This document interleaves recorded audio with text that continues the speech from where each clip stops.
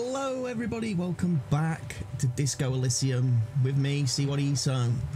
The end of the last video we talked to the lady from the Wild Pines company, which proved a little bit interesting. There's a few other things we can do with her a bit later on, or there's a few other points of conversation I can have with her later on, shall we say. For now, however, I'm going to go and try and find my gun. Apparently, there is a lady waving my gun about the place. So we are going to try and find her, basically.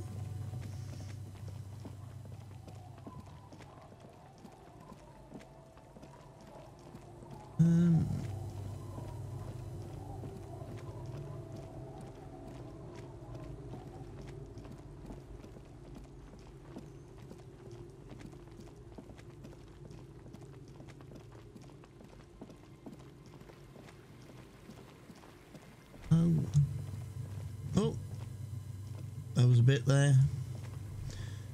The flashing bubble of death.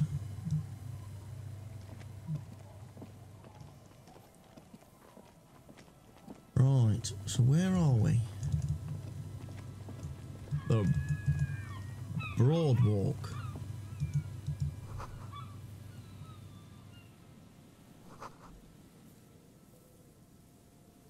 You can only imagine why calls become terrible sometimes. Okay. Someone worked hard to smash the plastic down. So basically, vandalism is a thing.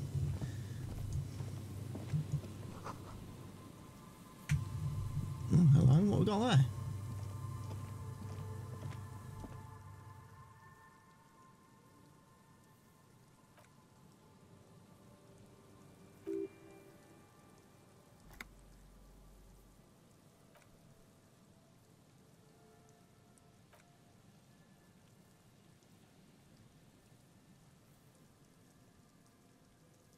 No.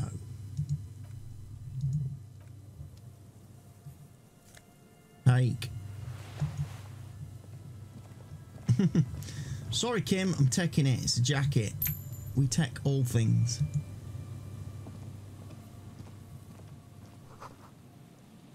Coin-operated weighing machine. Oh, some fancy glasses. Mega Binos prescription lenses. Oh, let's give them to Kim. Hey, Kimmy boy. Got some eyeballs for you. Hope you like them, Kimmy boy.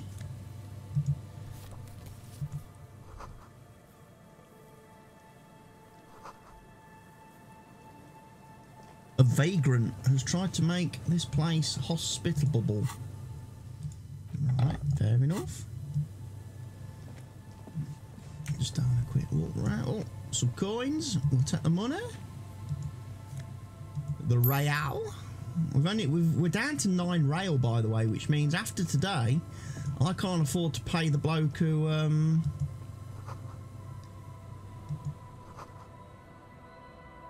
I can't afford to pay the bloke at the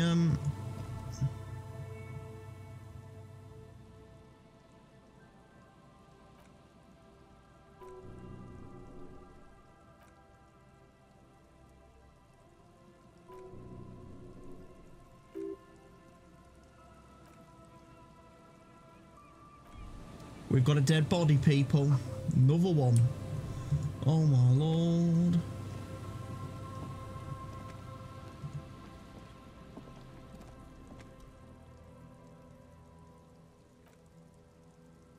Two empty bottles of Tallulah vodka and a can of black potent porter is all you find. No, there's more in the Livis strawberry liquor plus some Pilsner bottles too. A tragedy. The lieutenant looks in the can, eyes watering from the smell. He shakes his head with genuine sadness. Whoever tossed the cigarette packet in here was a heavy smoker. The brand name reads Red Astra. Red Astra is the black market version of Astra cigarettes, known for their high tar content. So they're knockoff cigarettes then. Yeah, you deserve to die if you smoke that crap. Shish kebab revachol.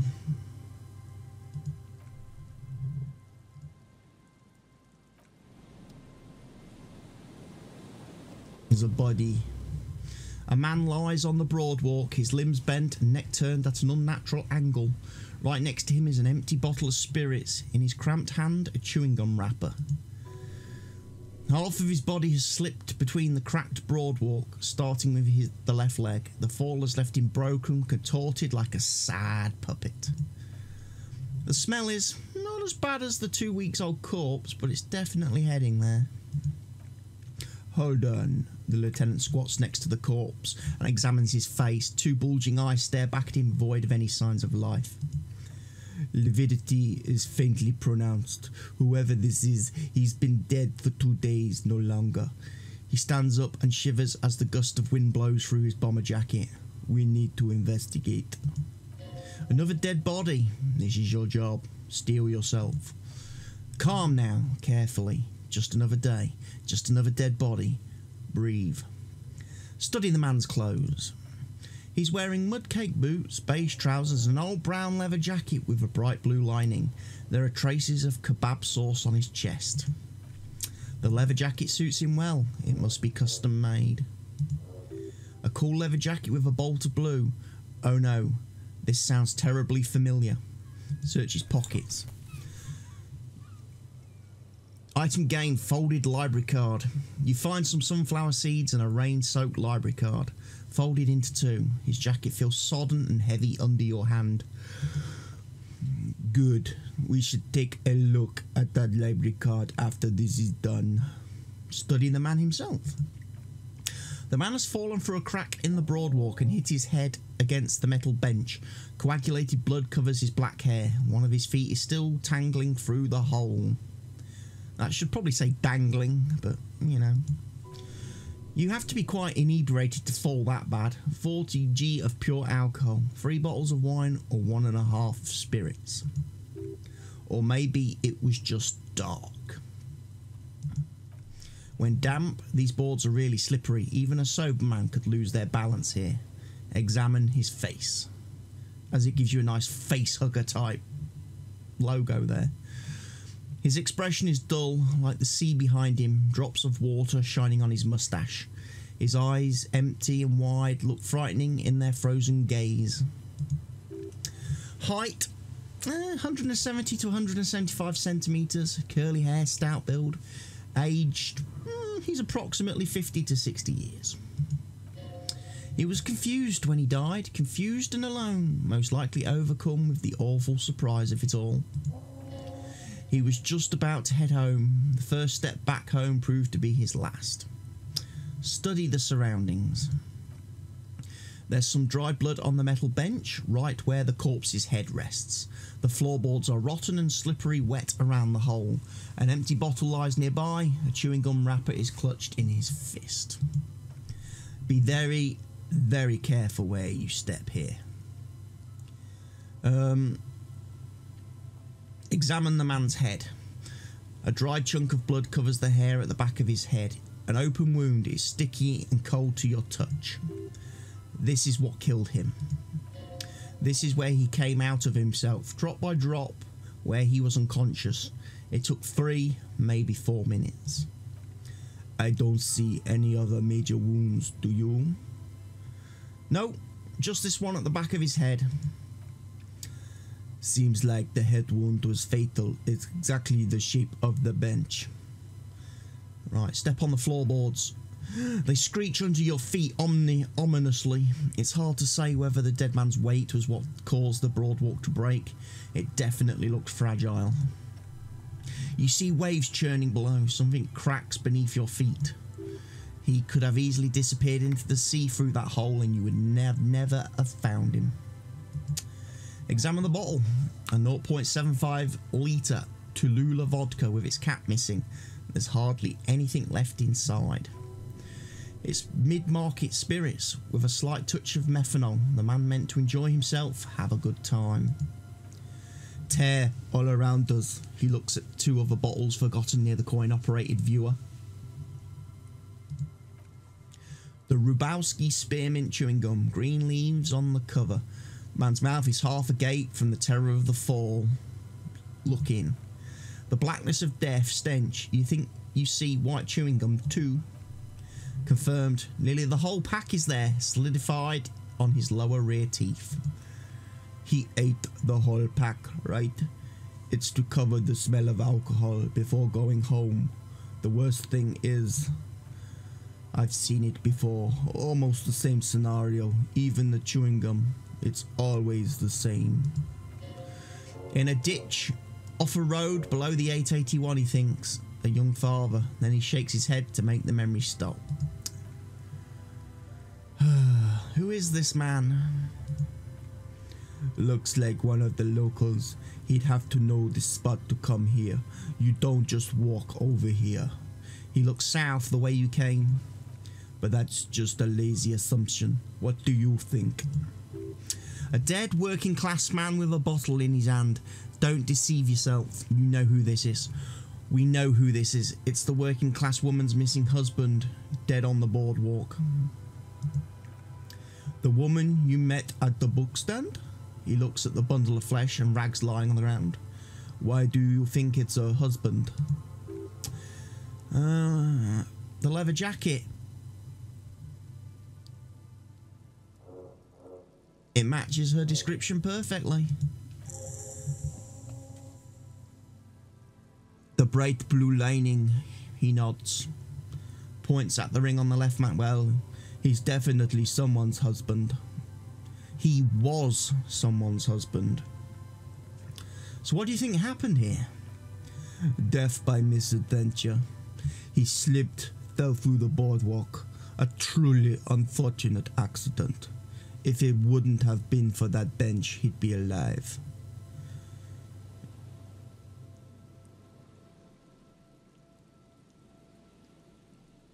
Someone should be held responsible for the broken boardwalk. It's dangerous. They'll seal this place off after the news reaches the coalition officials. I doubt that they have enough resources to actually repair the boardwalk. Not that sealing it off would keep anyone away. All it does is keep the city council's hands clean. Do you think he was drunk? Oh yes, the lieutenant laughs. What about alcohol poisoning and liver failure? Some symptoms of acute alcohol poisoning could have definitely played a role here. Severe confusion, respiratory depression, unpredictable behaviour. But I think that death arrived through head trauma, not liver failure. Right, conclude. It does seem to be pretty straightforward and misadventure, although still the question of identifying the body. What should we do with him? From where I stand, I can see 2 options. We either take the case and follow the leads to identify the body on our own, or we report back to the station and leave this for our colleagues to handle. Hold on, what about field autopsy? A field autopsy isn't necessary if the cause of death doesn't appear to be criminal, and this looks like a simple accident to me. Yeah, well, you're not a super cop. You don't see the bigger picture here, Kim. I'd say we should just write down head trauma to the autopsy report and leave it at that. It would save us at least 2 hours of unnecessary work. Yeah, but isn't that kind of sloppy? Maybe, but we don't really have that much time or resources to spare. The guy at the processing would take care of the rest. We found him. We should take this case. Alright, we should first examine the library card you found. Then we can call the station from my Kinema. Let them know we're taking the case. Leave. Right, we will do that, Kim. But first, I'm going to look over here through the binoculars of power. It's been out of order for years. Right, inventory time. Inventory time. We've got to look at something that is important to us. Items. That's just a postcard, which we could probably sell. And that will mean we get to have a bit of a money, which can pay for our room and board at carts at the Whirling in Rags. The library card is folded into two and still slightly wet to the touch. The front reads, Central Jamrock Public Library Card issued to Billy Magine. Expires July 53rd. Billy is a unisex name. Could be the deceased or his family member. Look inside. Whoever owns this card is an avid reader. You find a list of books written in blue pencil. Radio Thriller, Stand a Little Less Between Me and the Sun. The last one in the list is The Glinting Curve by M. Filbert. A library stamp indicates that the book has been returned. Most of these titles seem to be in the sci-fi genre. Some thrillers too. If lost, please return the card to the library. Dial 0050255 or visit us at Merrow Street 78, Jamrock. Business hours 9 to 18. Continue. Good. He takes note. We should give them a call from my Kinema. See if we can learn anything about Billy Magine. Good idea. There was plenty of information here to go by. Put it away. Right. So, we need to investigate the dead body on the boardwalk now. Aha! Okie dokie. Let's get rocking then, Kimmy boy. I don't think there's anything else to really do at that point. Although Kim's glowing a funny colour. Yes? No, I'm still not confessing to murder because I didn't murder anybody. Although I did try to shoot Kness in a different version of playing this game whilst in the thing, and unfortunately you can shoot the little monster. Oh, Kuno's mate. You can shoot her, but then it's game over. Detective Kim arrests you.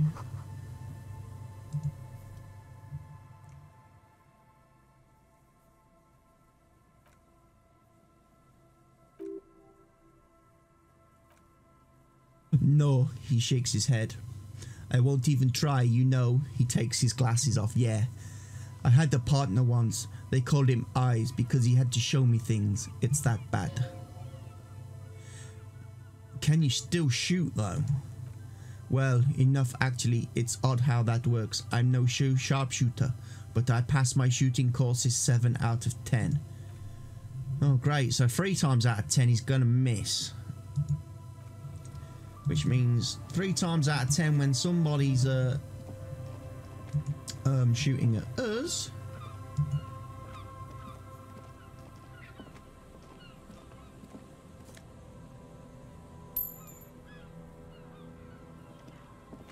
Another power box. Charges nothing now. It is empty. Fence blocks the path. No way from here. Oh, there's people over there. Who are these? And Mikhail, notice the windows, especially with how there are no windows on the south side. This was to deal with. A blonde man stands next to his son, pointing to the weather-worn ruins. He sees you approaching and smiles. You, officers, come to investigate the historic subtext of West Martinez. I'm Trant Heidelstein. You must be Kim Kitsuragi, right? I was just telling my son about this building. Not a lot of people realize the historic significance here. Very rich in hypertext. Nice to meet you. You and Kim know each other? No, I can't say that we've met before, but I've heard of Kim, of course. Mikhail, say hi to the officers. He rests his hand on the boy's shoulder. The child stays hidden behind the hem of his father's coat, clutching to his worm-themed colouring book. Mikhail's a little tired today. We spent all night trying to run Orbis on his radio computer. Have you heard of it? It's a programming language used in Grad. Quite tricky, but he wanted to play this Grad-made adventure program. We've been getting really into worms lately. The man speaks in the artificial cadence of a professor or someone who's been on too many radio shows. Yeah, the voice dialogue there is a little bit weird. Like the person who recorded that isn't actually, a native English speaker. But I assume you're not here for giant worms, when there are so many real things to see. Just as I was telling Mikhail before, this is where the Coalition landed in '08. We could be standing on what is the most interesting landmark in Revachol West.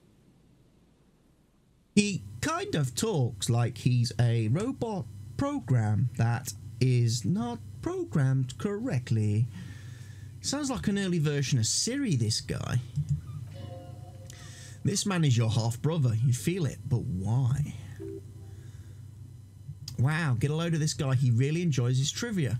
The Orbis programming language was named after its inventor, Victor Orbis, a cybernetician from Graz. They run Vox in the Occidental countries. So what's so fascinating about an empty old building? Aha! But it's not just an empty old building. He raises his hand to his eyes. Springtime sun warming his handsome face. All four of you turn to admire the mural before you. What not a lot of people know is this used to be the R&D department of Field Electrical. And Feld, which now sells ink cartridges, mostly was once top dog in the turn of the century cybernetics boom. Look at the building looming over you. It looks old and weathered, with seagulls picking apart its stone and metal carcass. Bushy undergrowth has taken hold of the collapsed rooftop. Some kind of bird has set up a nest on a broken windowsill. I don't think I've ever heard of this Feld Electrical. That's not surprising. Only a vestigial ink cartridge and ferrotape manufacturer remains. He adjusts his suit jacket. They started out as a midway electronics outfit in Koenigstein 2 centuries ago. After an aggressive move to Revachol, Feld became a global player in the emerging personal electronics market of the pre-revolutionary era. Still, Tricentennial was beating them in business machines. He gestures towards the building, but Feld had an ace up their sleeve, or should I say they were developing an ace up their sleeve. He grins. I'm mixing my metaphors here. What was that ace? It was here in Martinez, possibly in this very building, that they developed prototypes for a tape computer. A tape computer. An elegant folding mechanism of rollers and fellow tape ribbons, portable enough to be a take-it-home solution, revolutionizing business machines, possibly even bringing them to the average consumer, which is a feat of engineering even today's giants Ream, ICN and ZAM haven't achieved yet. He grins, admiring the sentence he just produced. He assumes something like a combat stance facing the wind. What happened? Indeed, what happened? The revolution.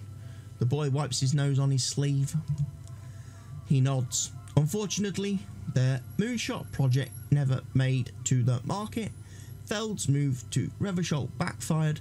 The revolutionary government liquefied their assets and expropriated very advanced prototypes, possibly from this very building or one of the adjacent ruins.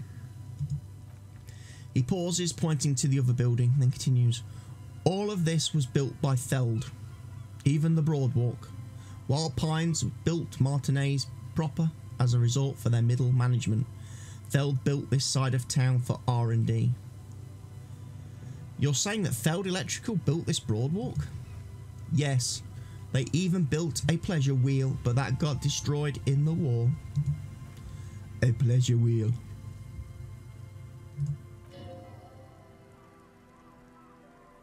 Yes, to lure in their star engineers, this part of Martinez was nothing but reeds, and Feld arrived. They had to make the prospect of living here attractive.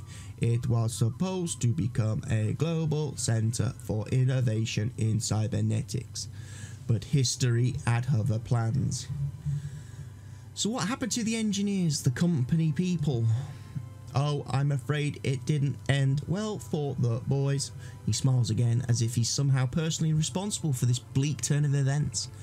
But this story is a bit too dark for little Mikhail here. Now, if you were to ask about tape computers, he means that the boys got shot by the communists. The boys, the bourgeois. He means they all got shot in the head because they were bourgeois. Now, do you know what the bourgeoisies is? Officer, I told you this chapter of history wasn't on Mikhail's curriculum yet. Let's keep this kid friendly. No. What did the revolutionaries do with those advanced tape computers? They used them for military communications, he says while his son looks up, idly chewing on the corner of his worm-themed colouring book, but also to write and send out press releases. The most notorious example being Le Décret de Mars. What was that?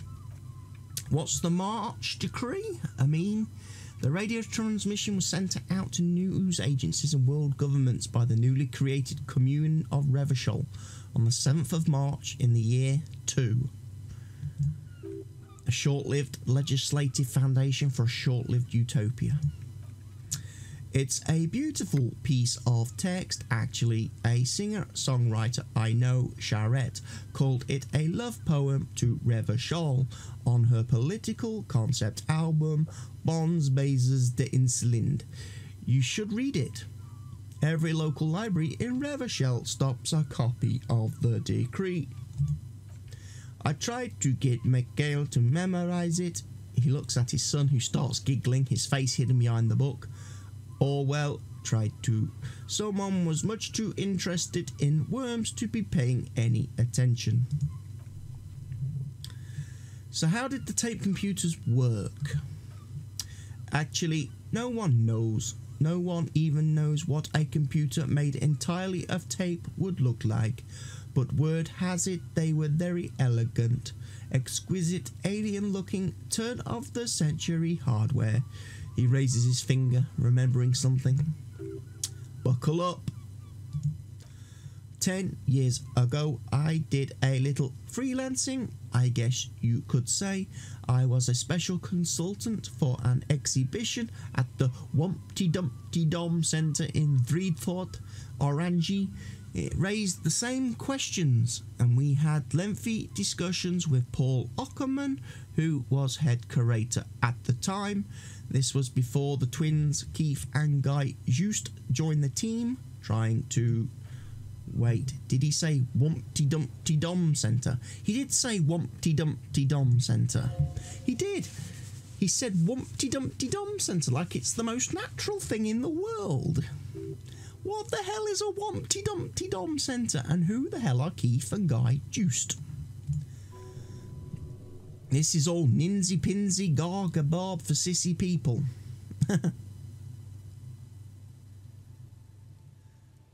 Okay, the Wumpty Dumpty Dom Centre. Paul, what are you talking about?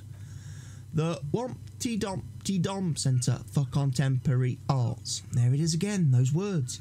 The exhibition itself drew on Lagerman's notion of memory, and so there we some parallels. That's why the head curator, Paul Ockerman, chose to...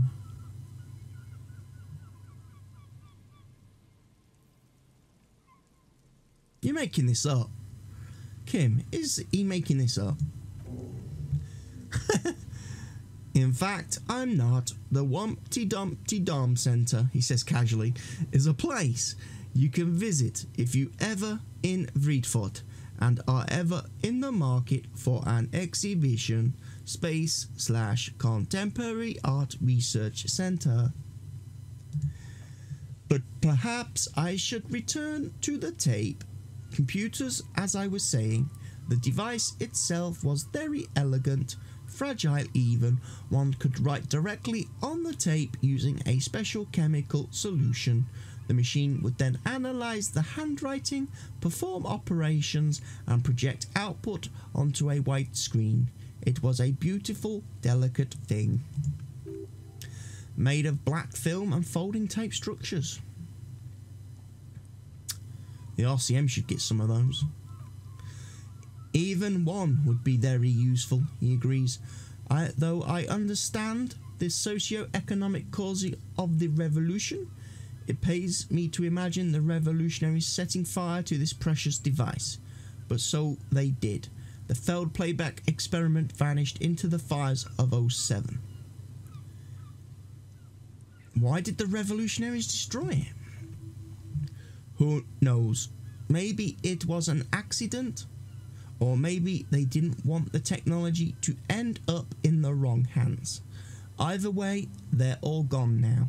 All 3 versions of the prototype. Nothing but debris, ashes remains inside the building.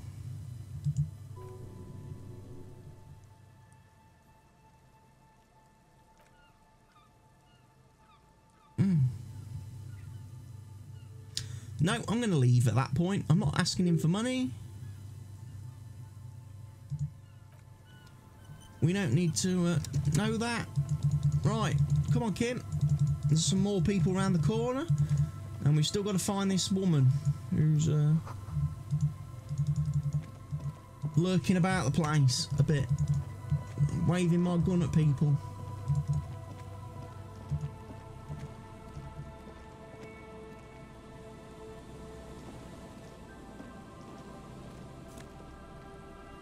Yeah, we ain't gonna be able to pay for another night stay at the inn, are we? At this rate.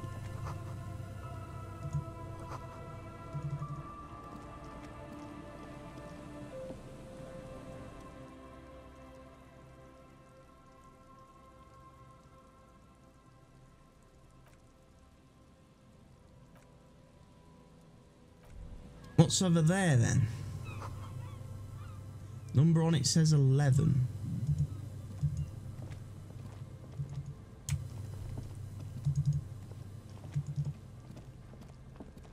Right, let's talk to the people. Who are you? Hello, I'm Gary. How do you do, officer? Yellow man. I mean, officer. Yellow man? You racist. Only I can insult Kim, because I'm super cop. The lieutenant raises his eyebrows slightly and takes out his notebook. Yellow man? Interesting.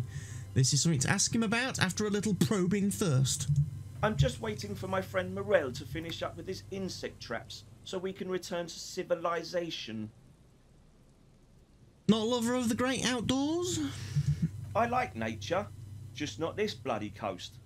It's mostly drunks and degenerates that come here. And racists.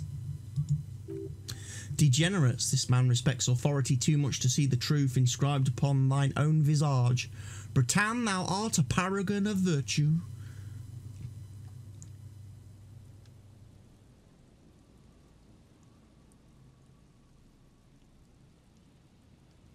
Nobody's perfect. Oh, I've been tempted, but someone has to stay strong for Rivercall. He pronounces Revachol with a hard K, unlike other people. Yeah, it's Revachol, not Revacol. The game did tell you that right at the very first beginning start of the game. Serious question time. This man is no innocent. No one is. You said Revacol. I like to pronounce it the hard way, the old way, the Vespertine way. The stupid way? He winks at you, trying to relay some hidden message, inviting you to mispronounce it too, perhaps. It's odd.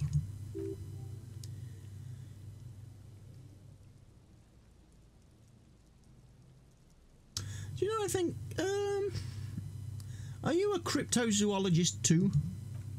No, I help Morel with research sometimes, and I've learned some things along the way, but I don't usually go in for picnics like this on my own. After all this time with Morel, he must have an opinion on cryptids. I'm into cryptids. Do you have a favourite? Oh yes, the Burning Rhino. Morel doubts he's real, but I don't much care, because I won't be the one looking for him out in Safri Sarai. What's a Burning Rhino? A rhinoceros that looks ordinary during the day but burns brightly by night. Well, at least the males do. How do they burn? They have special ducts just above their shoulder blades that secrete a combustible fluid. When the rhino is just beginning to light itself, it looks as though it had wings of fire. How does the lighting of this fluid actually work? The rhino starts running very fast to build heat, then stops, raises its head, and sparks fly from its neck, setting its back ablaze. I can buy into that, a flaming rhino. Revocol used to be a flaming rhino once, a long time ago, he says, and then pauses thoughtfully. So why only the males? The flames are not just for decoration, they are an integral part of the beast's mating behaviour. How so? During the Burning Rhino's mating season, herds of male rhinos, all aflame, encircle herds of female rhinos, forming a fiery ring as they begin to copulate loudly. Local peasants call it the Passion Ring. They fear the rhinos, as perhaps they should. Anyway, Lieutenant sighs without looking up from his notes. It's clear the Burning Rhino is dear to him, on so many levels, some even spiritual. You were surprised to see my colleague Kim. Not many Seolites here, or anywhere other than Seol. I meant no offence truly. The lieutenant is a native of Revachol. Oh yes, of course he is. I was just speaking about his connections. He flashes an impenetrable smile. Let's change the subject, okay? No, you are racist. Sounds like some conspiracy topic. You might be able to discuss it with him when the lieutenant isn't here, if you can remember it. Return without lieutenant for this. Your balance organ thinks it's a waste of time. Is this your mug? Hold up the yellow man mug. My mug? Why would you think that? His eyes widened at the sight of the mug. He's seen it before.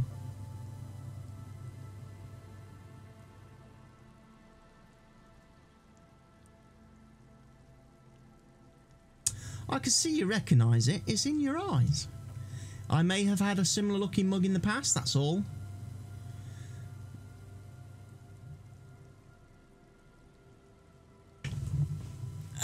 Still seems suspicious. Did I mention the mug was found at the scene of a lynching? Okay, I admit it.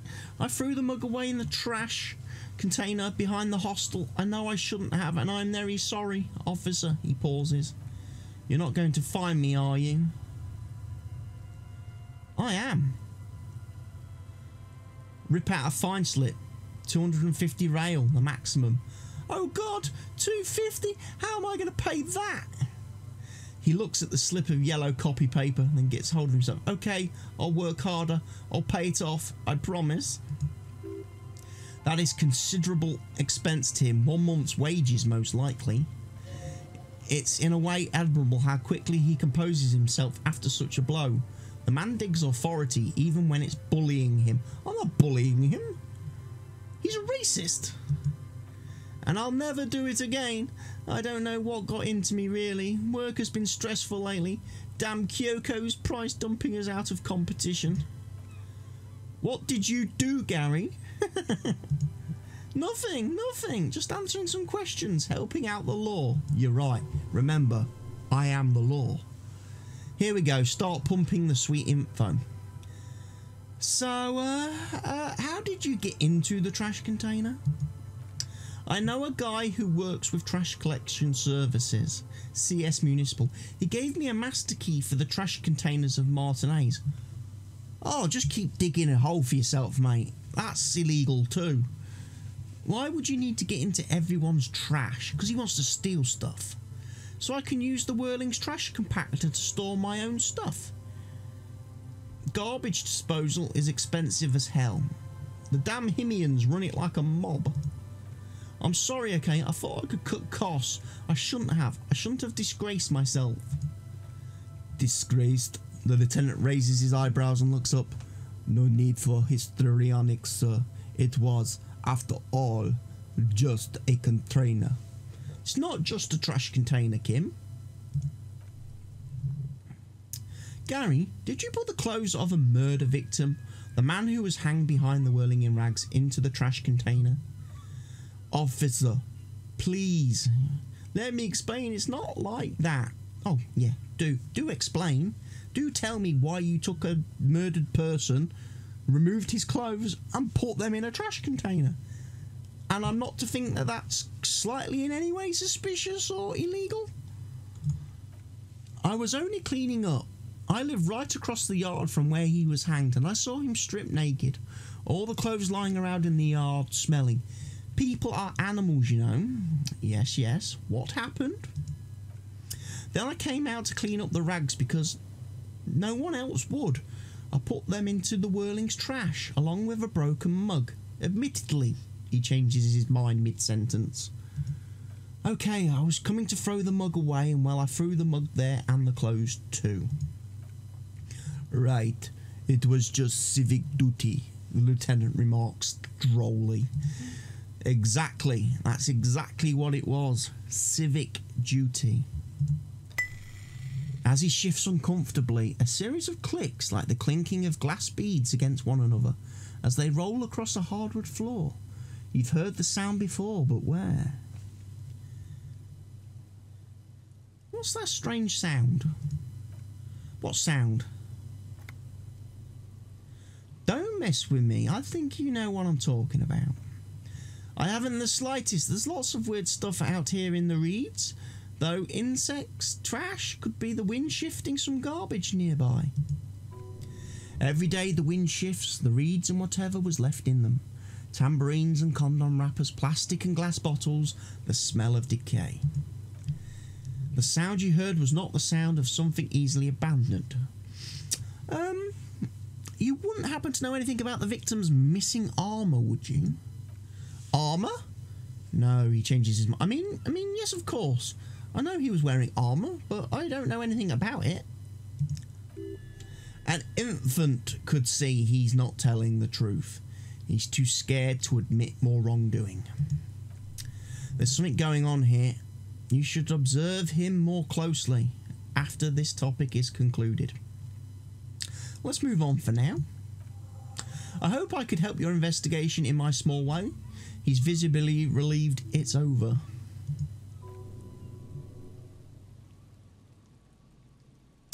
Composure, legendary. Why is he shifting around like that? Analyse Gary's composure. That shirt looks very uncomfortable on him.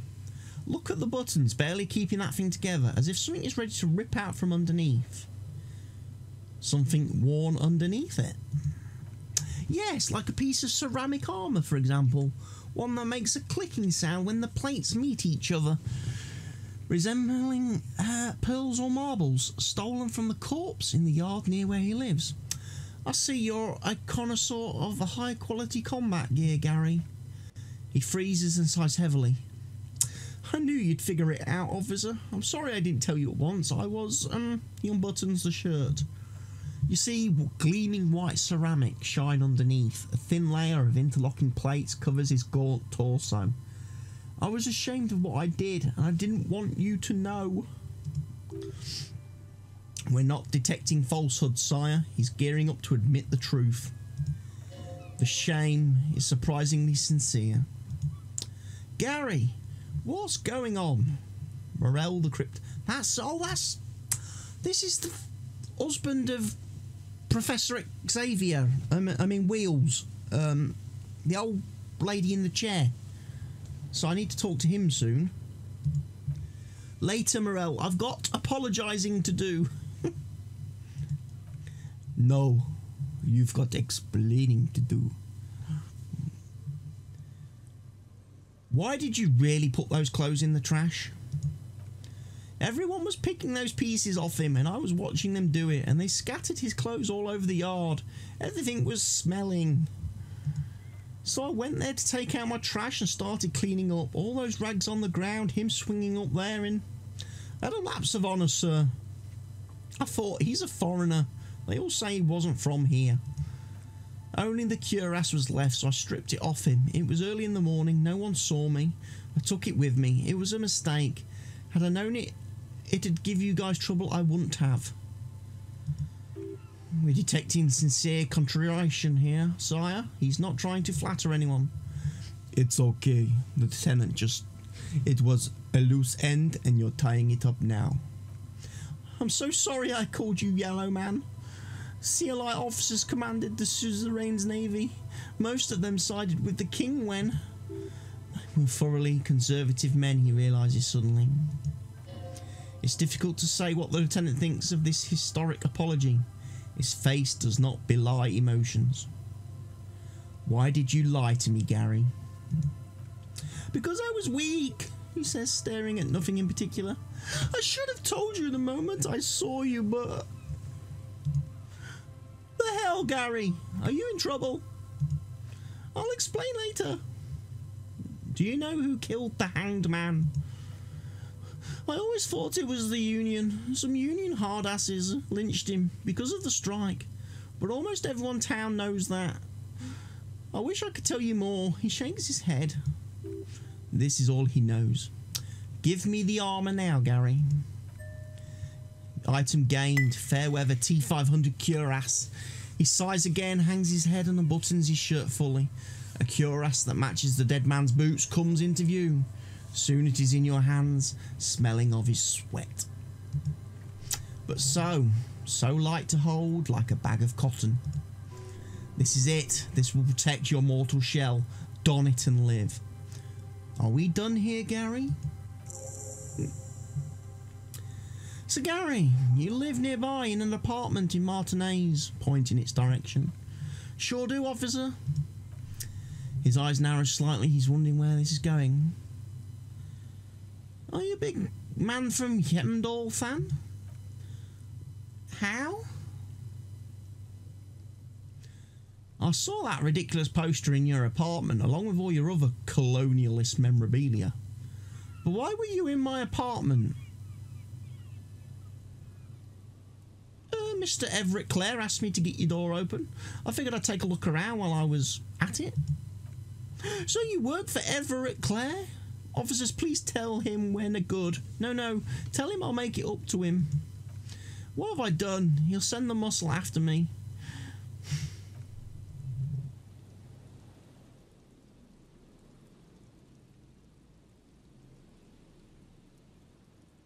Try not to shoot yourself, Gary. It's just an open door. What could it be about? He frets to himself, not taking your advice. I probably talked too loud. In the whirling, about some theories I had. Whatever it is, I'm done with it. He looks around nervously. I won't do it again. If there's anything I could do to assist you, or the Union, just ask, okay? I'll try to help if I can. This scared him proper. He's positively melting from fear. Has to prop himself up with a lot of anger to keep it together. The weather vane has turned. He cannot be unturned. He clearly liked his squirming. He may have even changed his mind about the whole whole door opening operation. Do you know anything about the man hanged behind the whirling in rags? I told you everything. I just took the cuirass. That's all. I promise. I don't know anything else. 'Tis true, sire. The man simply did not know what he was getting caught up in. Thank you for your cooperation, Gary. I'll be going now, but I may return later, because you are racist.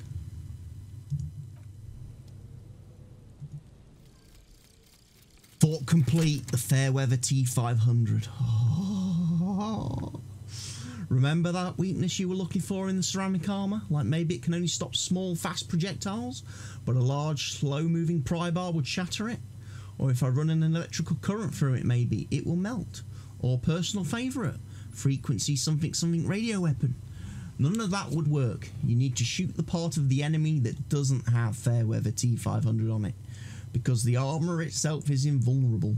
Good news is, so are the armour pieces on you. +2 hand-eye coordination against enemies in FT 500 armour. Excellent. And that also means we have armour. Ka-ching! Which we can now equip. Where's the legs? Am I wearing the legs? Ka-ching! I am now. So I've got legs, gloves, body armour, don't have a helmet, and don't have any like upper leg bullet support thingies. Excellent. Yes? Oh, we're going to talk about the boots I'm wearing. Not yet, Kim. Not yet. What I am going to do is say thank you for watching this episode of Disco Elysium. I will be back with another episode very soon where we're going to be talking to this Morel guy and obviously try to make sure he goes back to whirling in rags to his wife. And obviously we're getting closer to 10 PM, which means we're probably going to be able to find the lady who's got my gun. So be sure to join me back again for that very soon. I've been See What He Sung. Goodbye for now.